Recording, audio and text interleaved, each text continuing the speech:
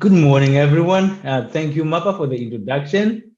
And I want to welcome you to day number 9 of the Fostering Fortnight, where we are running this, initiative to bring awareness, getting in the field and in the world of fostering. So today I'm also joined by one of our foster carers, Liz, who has been with Banya for more than 5 years, and she's been doing a very incredible job. So as a business support officer, as you've heard, one of my responsibilities is to I'm involved in the recruitment of foster carers. So it is very interesting, very exciting, but at the same time, very, very challenging.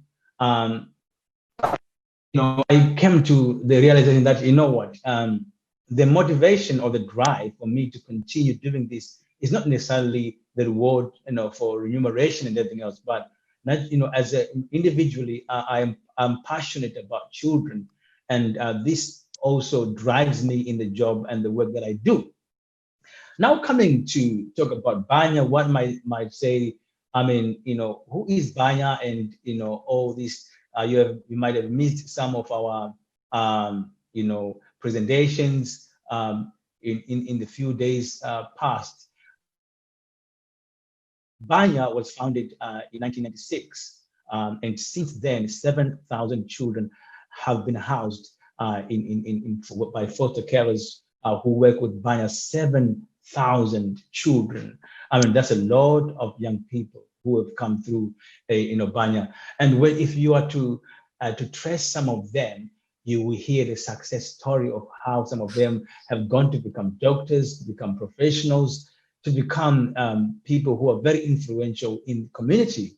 This is a massive, massive, massive achievement for Banya, not only for Banya, because when you talk of Banya, Banya is, the workers, the staff team and the carers and the children, all of us, we are Banya. It's not only, the staff team, no, it's everybody who is involved with that. And, we are, all over the UK, and we are actively recruiting, and we are actively, taking in children, trying to reach out to professionals who are committed to this job.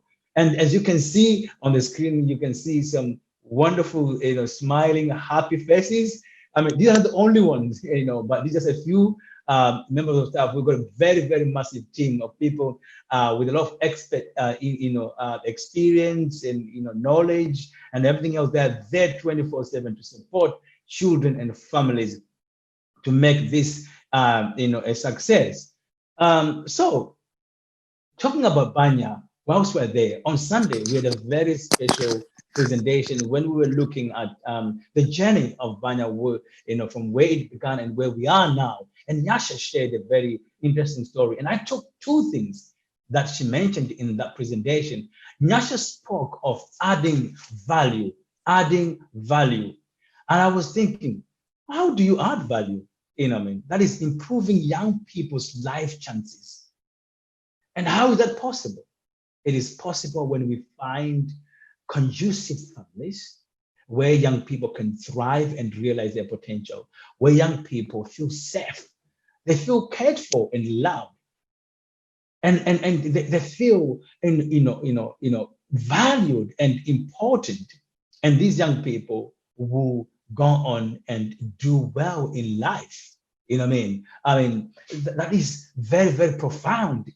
Having that as the foundation of this, the formation of this, enterprise, Banya. And also, Nyasha spoke of meeting a need. There's so many children who need a family place. The government cannot do it on their own. Neither can Nyasha do it on her own. Banya, as I said, Banya is not Nyasha. Banya is not the staff team. Banya is everyone, the children, the families.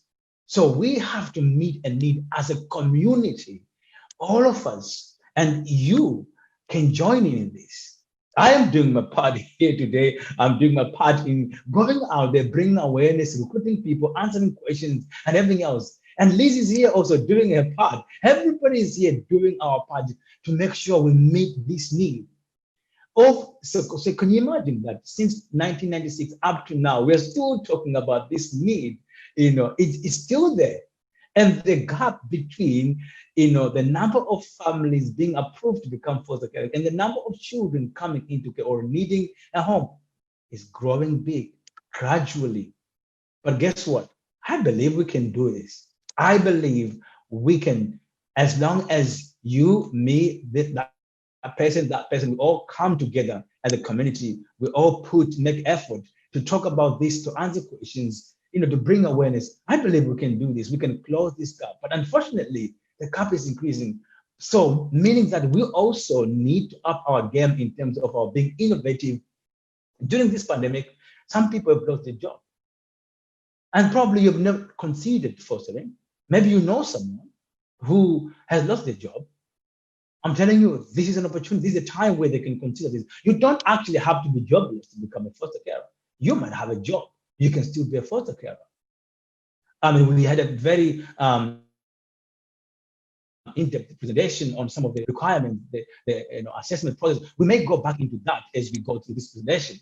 So the need to address the shortage continues. And Banya is investing a lot of money, time, and hiring consultants and people to come in to say, how can we continuously address the need, the shortage? Because thousands of young people are still coming into care, and therefore thousands of families are still needed. Let me show you something. Just a little bit of statistics. I know numbers, they're not easy to follow sometimes, but just a little bit of statistics, if I may show you. In the UK only, the UK, more than 65,000 children are in care as we speak, more than that number.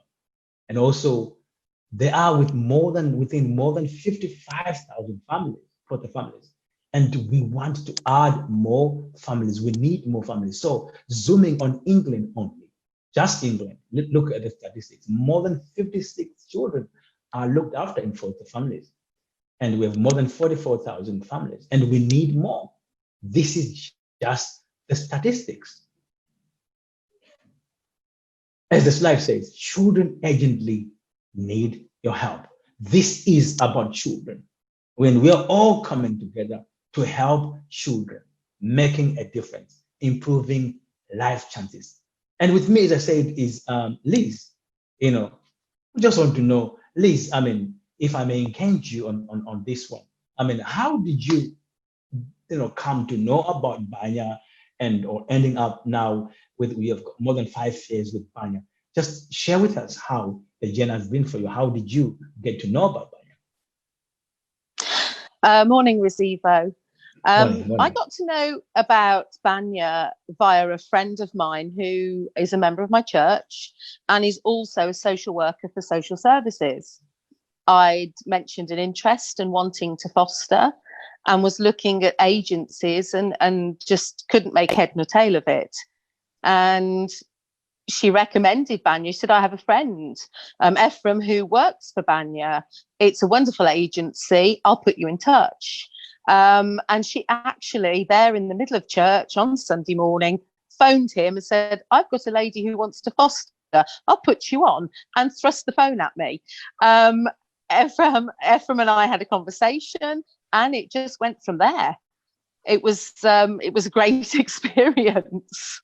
That's very interesting, to be honest with you. It's interesting that actually here we have professionals also referring, people to become foster carers. So it's not only foster carers, but it's a community kind of effort. Everybody coming to refer everybody.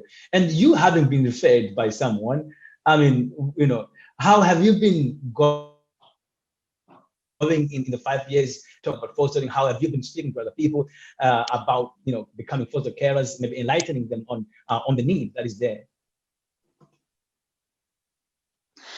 Well, it's quite easy. You start chatting with people, they find out that you're a foster carer, and they say, oh gosh, that must be hard work. And there is your opening, your opportunity to say, actually, it's amazing. Yes, it is hard work, but the rewards far outweigh any of the hard work that is encountered. You know, to see a difference in a child's life, to see them grow and develop, is absolutely amazing. And I get to tell people about my agency, about the love and support that is on hand 24/7, all of the extra support we get in training and all of those things. I can help talk them to them about the process, about becoming a foster carer, and take away some of their fears. You know, there's a lot of preconceived ideas about what a foster carer is and how you become a foster carer. And I'd say to anyone out there, if you're thinking about it, go find out more. Just go ask lots and lots of questions. If you're armed with all the information, you can make a truly informed decision. So yeah, the opportunity to just chat with anybody anywhere. And even through the COVID crisis, I was able to talk with a lady when I was in a queue for a supermarket. She started chatting about the situation, about people being out of work, and that she's a teacher, and this is making her want to step back from teaching and maybe look at fostering. And I went, perfect position. I'm a foster mom. And she went, no. I said, yes. What are your hesitations? And we started this great dialogue for half an hour in a supermarket queue during lockdown, you know. And she said to me, oh gosh, but I can't start the process now. We're in lockdown. Yeah. I said, well, you can actually. You can start the process. You can start asking questions. You can start registering your interest. There's lots and lots of things that can be prepared and done during lockdown, ready for when we're able to meet up again face to face. And at no point in time do you have to be locked into anything.